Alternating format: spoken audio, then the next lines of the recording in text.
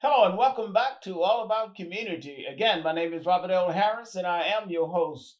When we went to break, I mentioned that I would have the world renowned, listen, the world renowned Dr. Michael Lenoir as the guest for this segment. I wasn't joking. I'm serious. He is here. Dr. Michael Lenoir. Welcome. Well, thank you for the opportunity. Wow. Look at him. He's so bashful. He's a former president of the National Medical Association, a former president of the Sinclair Miller Medical Association. You were probably the former president of the Golden State Medical Association. I was, or should have been. I was, but what your audience doesn't know is that you're the former national president of the National Bar Association, of Kappa Alpha Psi, and of Sigma Pi Phi, and no one has ever even come close to that kind of recognition. So thank you for giving me my props. And I paid him to say all of that, even though it's true. This audience needs to know no African American has been president of these three prestigious organizations in a lifetime, and we're very proud of that. Well, thank you, Dr. Lenoir. I wanted to just sort of get a little bit more of your background and how you got to where you are today. Where were you born, raised? How did you get your values? Well, I was born in Knoxville, Tennessee. Both my parents went to Knoxville College. My mother was from Alexandria, Virginia. My dad was from Alcoa, Tennessee. He was actually from Lenoir City, Tennessee. And so they met at Knoxville College. My father had been an all American basketball player, and he played in several different high schools, ending up at Tennessee State High School. And so consequently, he had kind of a rolling sense of how he wanted his life to go. So probably around 1947 or 8, he joined the YMCA. And we lived in Knoxville for a few years, and he got a bigger YMCA in Cincinnati, Ohio. So we lived in Cincinnati for about 10 years. Then he got a bigger Y in Dallas, and we lived in Dallas for about 8 or 9 years. Then he got a bigger Y in St. Louis, and then he got the largest Y in the world, the Harlem YMCA. And he was the executive director of the Harlem YMCA for over 20 years. Wow. So we moved to New York. So we lived in Knoxville, Cincinnati, Dallas, St. Louis, and New York City. Now, where did you get your inspiration? Your father being an executive director for the Y.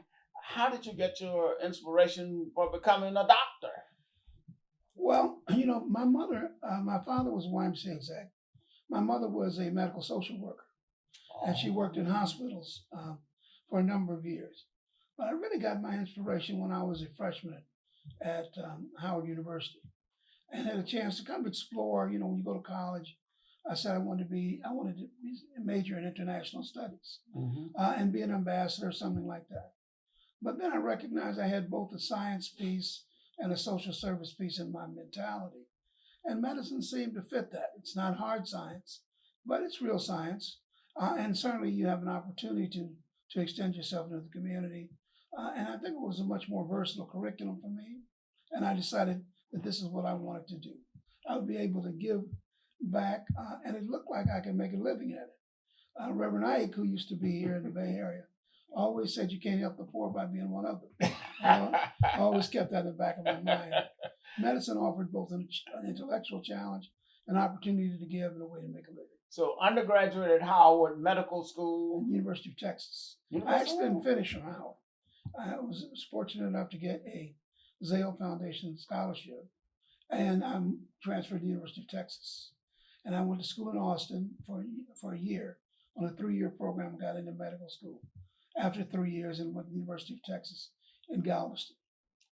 And then didn't you go into service or something after that? Well, after my going to medical school, it was during that era of the draft situation. So I actually was drafted into the service. Was that Vietnam area? The Vietnam era. This was after my internship, which I did in Los Angeles. And they gave me two choices. I could become a regular Army officer in Vietnam, or I could take a residency in pediatrics. And so I and I can imagine what you did. I wanted to go to war, but I wanted to be a pediatrician. And during that process, I also wanted to be an allergist. So I took an additional 2 years after my pediatric training in the University of California, San Diego, Scripps, to do a fellowship in allergy and clinical immunology. And that's kind of where I started. I stayed in the Army probably for a total of 10 years because after finishing my residency, I came up here to Letterman. That's how I got to the Bay Area as the chief of the pediatric service and the consultant in allergy in the 6th Army area. And so I was promoted twice to the secondary zone. And so when I did leave after another 5 years, 5 years of training, 5 years coming up here, then I was a lieutenant colonel at that time. And then either I had to be a colonel or I had to get out and go into the community. I chose to go into the community.